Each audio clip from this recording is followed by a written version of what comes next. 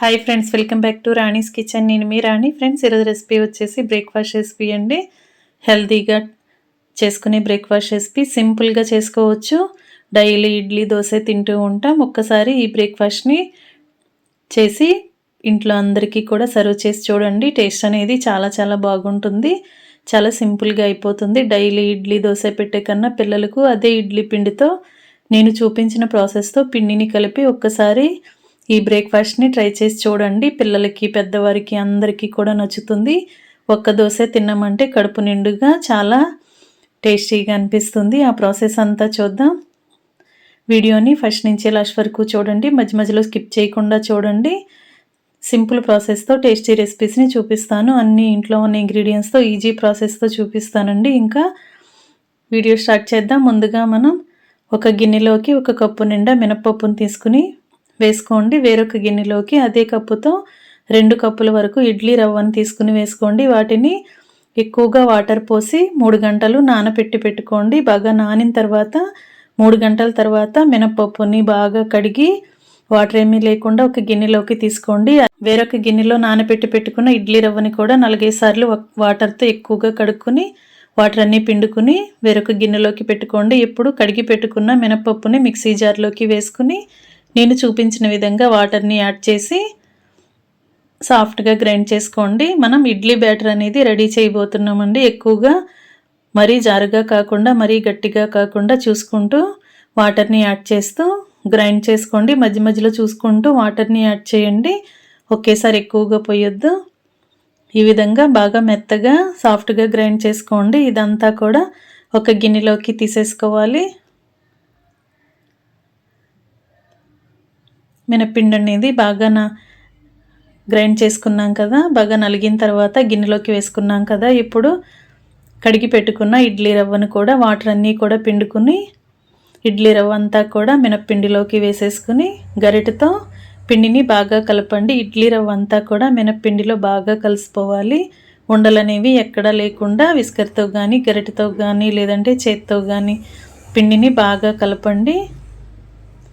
మనం మినపప్పుని కొలుచుకునేటప్పుడు గ్లాస్తో కానీ ఏదైనా బౌల్తో కానీ కొలిస్తే 1 పప్పు తీసుకుంటే 2 ఇడ్లీ రవ్వను తీసుకోండి. క్వాంటిటీ అనేది బ్యాటర్ అనేది కరెక్ట్గా వస్తుంది. ఈ విధంగా పెట్టుకున్నాం కదా. ఒక నైట్ మొత్తం కూడా నానబెట్టి పెట్టుకోండి. మనం రెగ్యులర్గా ఇడ్లీ పిండిని గ్రైండ్ చేసుకుని ఇడ్లీ వేసుకుంటూ ఉంటాం కదా. మిగిలిన ఇడ్లీ పిండితో కూడా మనం ఈ ప్రాసెస్ అనేది చేసుకోవచ్చండి. ఒకరోజు ఇడ్లీకి వాడుకున్న తర్వాత మిగిలిన పిండి ఉంటుంది కదా, దానితో నేను చేసి చూపించబోతున్నాను. ఇడ్లీ పిండిని 2 కప్పుల వరకు తీసుకుని ఒక మిక్సింగ్ బౌల్లోకి వేస్తున్నాను. అప్పటికప్పుడు రుబ్బుకున్న పిండితో అయినా చేసుకోవచ్చు, లేదంటే ఒక నైట్ మొత్తం బ్యాటర్ అనేది బాగా ఫామ్ అయిన తర్వాత నెక్స్ట్ రోజు అయినా కూడా మనం అదే ఇడ్లీ పిండితో చేసుకోవచ్చండి. 2 కప్పుల ఇడ్లీ పిండి కూడా మిక్సింగ్ బౌల్లోకి వేసుకున్నాం కదా. ఇప్పుడు అదే కప్పుతో 1 కప్పు నిండా గోధుమ పిండిని వేస్తున్నాను. గోధుమ పిండి ప్లేస్లో మీరు మైదా పిండి అయినా వేసుకోవచ్చు, లేదంటే గోధుమ పిండితో అయినా కూడా దోశలు అనేవి చాలా చాలా రుచిగా వస్తాయి. గోధుమ పిండి అంతా కూడా ఇడ్లీ బ్యాటర్లో బాగా కలిసేంత వరకు విస్కర్తో కానీ చేత్తో కానీ బాగా కలపండి. వాటర్ అనేవి ఇప్పుడే యాడ్ చేయొద్దండి. కొంచెం నానిన తర్వాత చూద్దాం. పిండి అంతా కూడా బాగా ఉండలు లేకుండా కలిసిపోవాలి. ఈ విధంగా బాగా కలిపి గిన్నెకి మూత పెట్టి ఒక 10 నిమిషాలు పక్కన పెట్టండి. మనం గోధుమ పిండిని వేసాం కదా, గోధుమ పిండి అంతా కూడా బాగా నాని సాఫ్ట్గా వస్తుంది. అప్పుడు దోశలు అనేవి మరింత టేస్టీగా వస్తాయి. గిన్నెకు మూత పెట్టి పక్కన పెట్టుకోండి.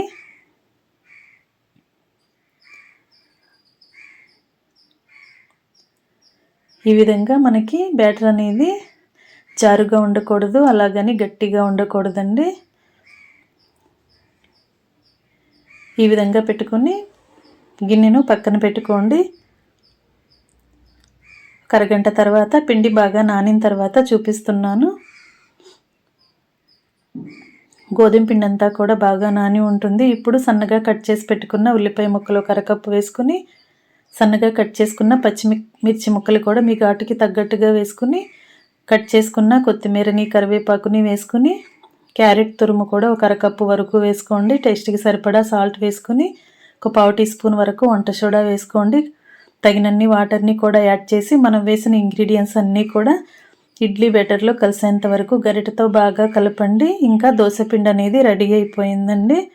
పిండిని బాగా కలుపుకొని ఒకసారి పిండి టేస్ట్ చూసుకోండి. సాల్ట్ కానీ మీ టేస్ట్కి తగ్గట్టుగా లేకపోతే అడ్జస్ట్ చేసుకొని ఒక టీ స్పూన్ వరకు జీలకర్రను కూడా వేసి వంట సోడా, సాల్ట్, జీలకర్ర అన్నీ కూడా పిండిలో కలిసేంత వరకు బాగా కలుపుకొని స్టవ్ ఆన్ చేసి తవా పెనం పెట్టుకోండి. ఇలా తాళింపు వేసుకునే పెనం ఉంటుంది కదండి, పోపు పెనం పెట్టుకుని దానిలోకి ఒక గరిటె వరకు ఆయిల్ పోసుకుని ఆయిల్ కాగిన తర్వాత కలిపి పెట్టుకున్న పిండిని 2-3 గరిటెల వరకు వేసుకుని కళాయికి మూత పెట్టుకుని లో ఫ్లేమ్లో ఉడికించండి. హై ఫ్లేమ్లో ఉడికించామంటే పైనంతా కూడా క్రిస్పీగా అయిపోతుంది, లోపల పిండి పిండిగా ఉంటుంది. ఫ్లేమ్ మొత్తం తగ్గించి మాత్రమే ఉడికించినట్లయితే లోపల వరకు బాగా క్రిస్పీగా ఉడుకుతుందండి, ఫ్రై అవుతుంది, పచ్చిగా లేకుండా టేస్టీగా వస్తుంది. ఇలా లో ఫ్లేమ్లో బాగా ఉడికించిన తర్వాత రెండు వైపులా కూడా ఈవెన్గా ఫ్రై చేసుకున్న తర్వాత ప్లేట్లోకి తీసేసుకోండి. ఇదే ప్రాసెస్తో మనకి ఎన్ని దోశలు కావాలన్నా కూడా ఇదే పిండితో ఇదే ప్రాసెస్తో ఫ్లేమ్ సిమ్లో పెట్టుకుని ఉడికించుకోవటమే.